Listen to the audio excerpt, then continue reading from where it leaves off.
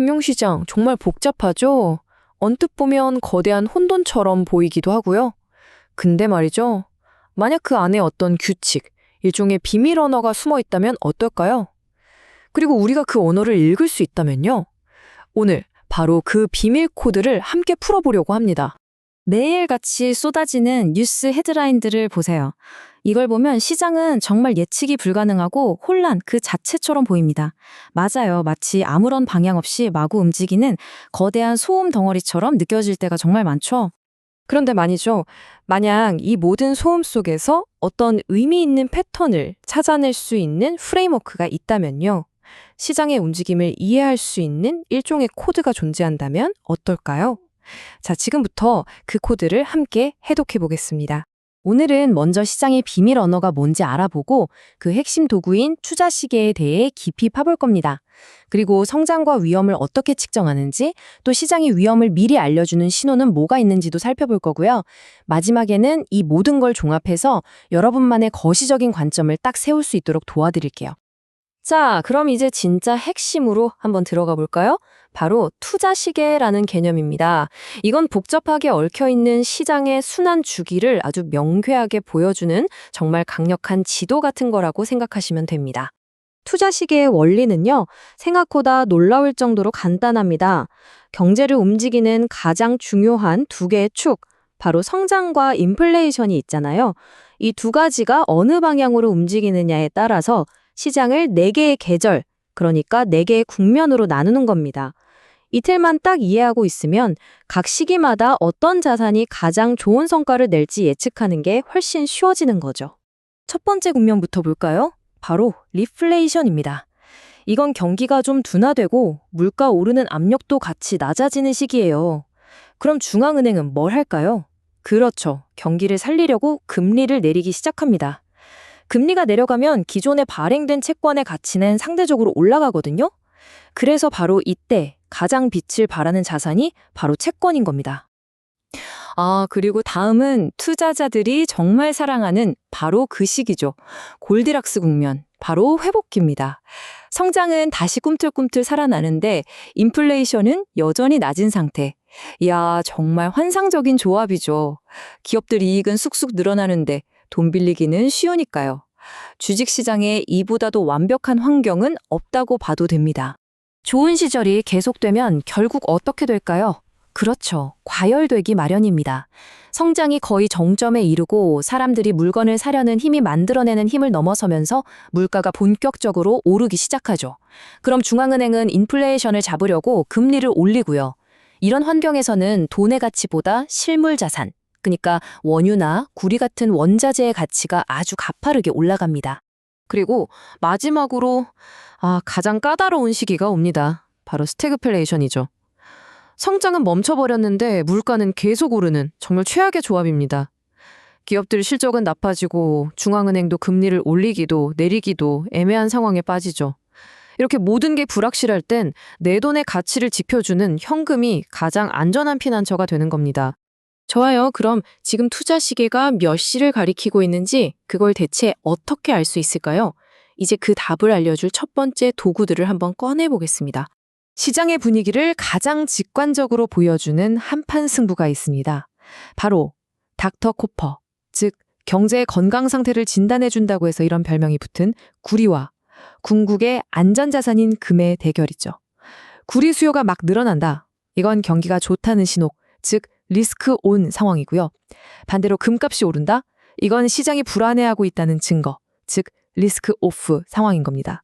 이 복잡한 시장 심리를 딱 하나의 숫자로 압축해서 볼 수 있다면 어떨까요? 그게 바로 구리, 금 비율입니다. 구리 가격을 금 가격으로 나눈 이 단순한 숫자가 올라간다?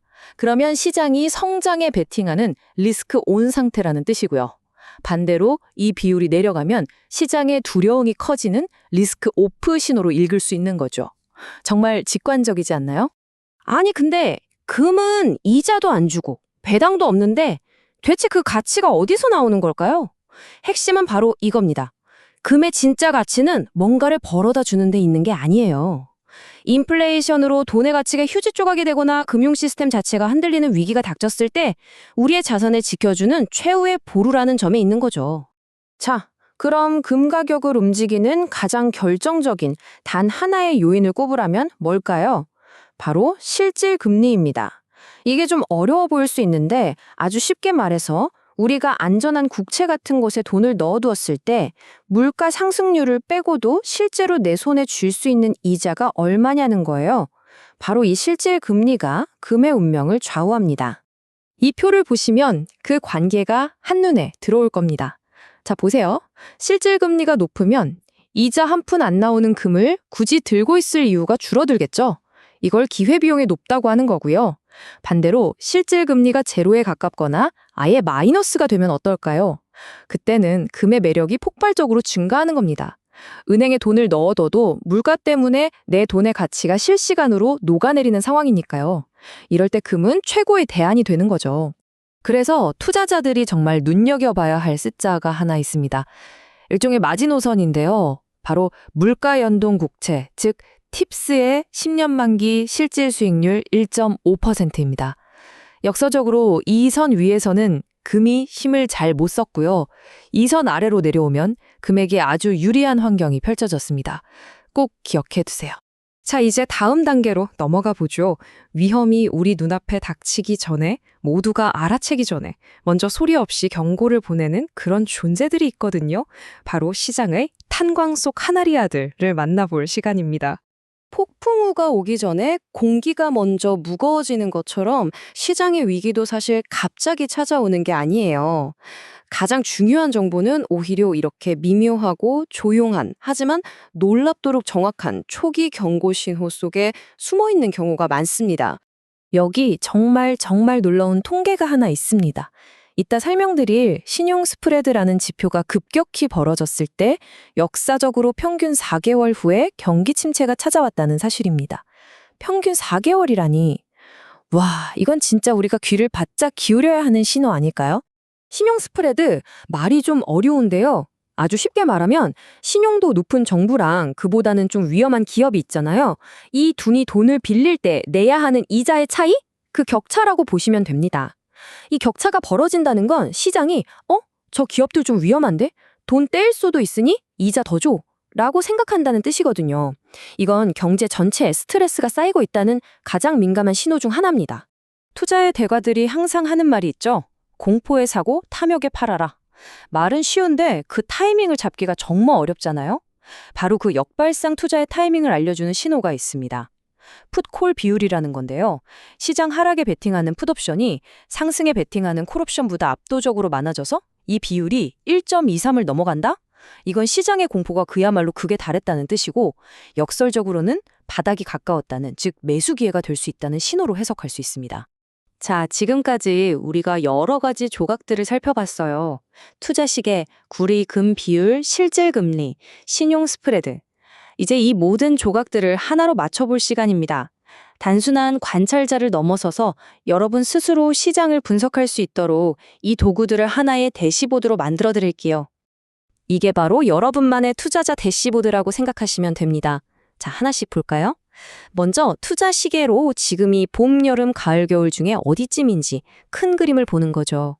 그리고 구리금 비율로 시장 참여자들의 현재 기분 온도를 측정하고요.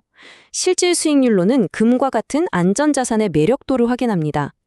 마지막으로 신용 스프레드와 풋콜 비율이라는 카나리아들을 통해 시장 깊숙이 숨어있는 위험과 기회를 포착하는 겁니다. 이 모든 신호들이 모여서 하나의 이야기를 들려줄 겁니다. 자, 이제 마지막 질문은 제가 여러분께 던지면서 마무리하겠습니다. 오늘 우리가 함께 살펴본 이 신호들을 바탕으로 한번 생각해 보세요. 여러분이 보시기에 지금 투자 시계는 과연 몇 시를 가리키고 있을까요? 이 프레임워크를 나침반 삼아 계속해서 시장의 언어를 해석해 나가는 즐거움을 느끼시길 바랍니다.